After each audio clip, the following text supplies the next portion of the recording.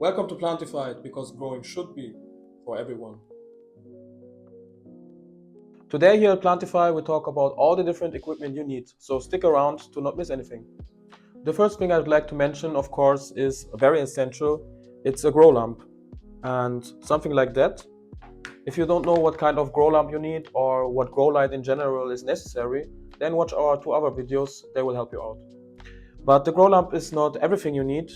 I personally don't like if there would be a plant, for example, here, that the plants could get dry or even burn because the lamp is there.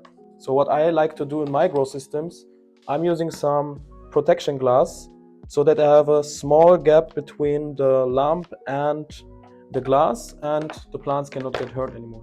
And by the way, the glass that you use for the protection glass, it doesn't have to be real glass, classical glass.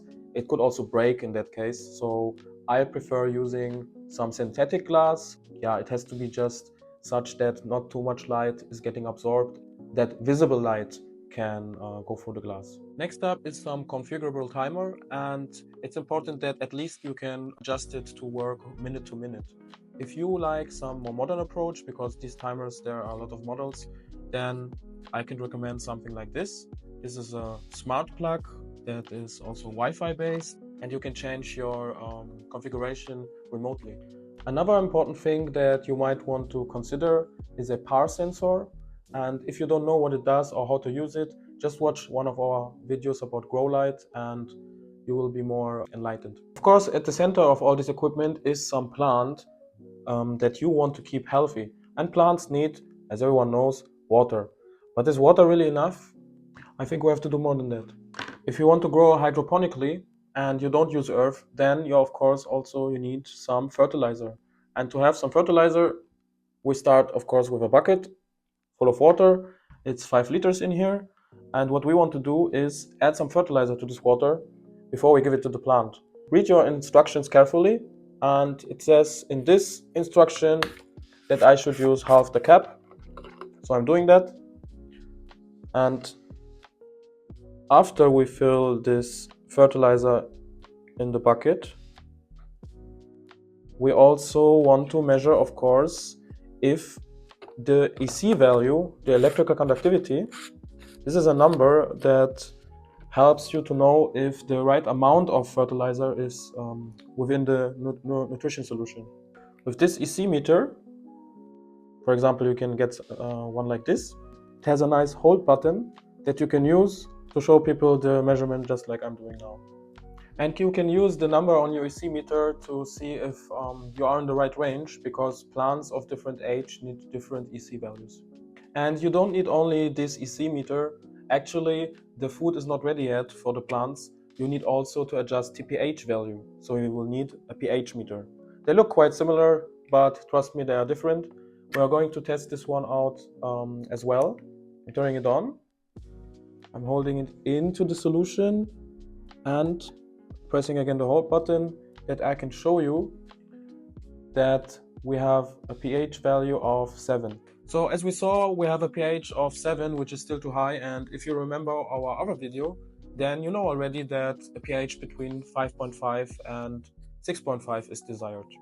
And in order to reduce the pH value, we need some organic acid. I prefer this one because it doesn't have any carbohydrates or sugars in it, so it will have a good lifetime. And of course, we don't need all of this. I prepared a little bit and I will use it to reduce the pH value of our current solution. So now that our nutrition solution has all the right conditions, namely the right EC value, the right pH value, and the right temperature, between 18 and 22 degrees should be okay, we can use our nutrition solution to feed our plant. Something like that. But of course, nobody wants to do this manually. So instead of watering our plant manually, we could just employ a simple watering system. And our plant is here. It's in a second bucket or container, as you can see. And what we are planning to do is using a pump. Something like that is sufficient for this purpose. And this pump we are putting in the bucket we had earlier. And the idea is simply to control the pump with some timer again. Would be better to have it on the second basis. And then you can just turn on the pump and the water will start pouring automatically to the plant where it's needed. It can also be more than one plant, of course, in this bigger container. Oh, and I wanted to show you that I have something else in the bucket or in the water reservoir usually. Directly below the pump, there is a active carbon material to filter the water, because every grower knows that if you want to use a water or nutrition reservoir like this, that it doesn't stay clean or pure for a long while. So I recommend that you just use these zippable bags and you can fill them with your filter material. I can recommend carbon here. So far we covered all the equipment we need to take care of our lighting and take care of the roots and the nutrition supply. But of course, our plant also needs the perfect air conditions, and this is why we talk about this type of equipment now. So the last type of equipment is going to be about air control and to adjust the air quality around the leaves. Air quality means there are especially three parameters that we need to take care of. And one of them is the temperature of the air, and another one the humidity of the air.